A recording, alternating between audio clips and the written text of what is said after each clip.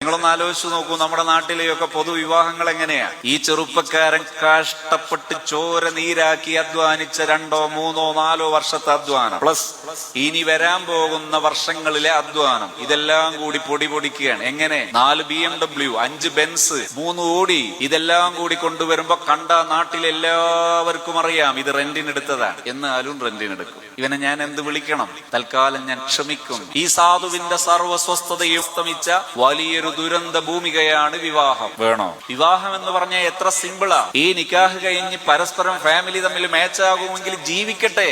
സാമ്പത്തിക ശേഷിയുള്ളവരുണ്ടെങ്കിൽ വിവാഹത്തിൽ അറകൂടി ജീവിച്ചതിന് ശേഷം അവരെന്ത് ചെയ്യട്ടെ? ഒരുമിച്ച് കൂടിയിട്ട് വലീമത്ത് കൊടുക്കട്ടെ, വിവാഹ സദ്യ കൊടുക്കട്ടെ. പുതിയാപ്പിള പോകുന്നതിന്റെ പേരിൽ വാഹനം റോഡിലൂടെ നിരനിരയാർ നിർത്തിയിട്ട് 30 സ്പീഡിൽ പോകുമ്പോ ആ നാട്ടിലെ സർവ്വ മനുഷ്യരുടെയും ശാപമേറ്റൊരു ചടങ്ങ്. പണ്ടൊക്കെ ഓക്കെ, ഇപ്പൊ റോഡ് എത്ര റഷാ.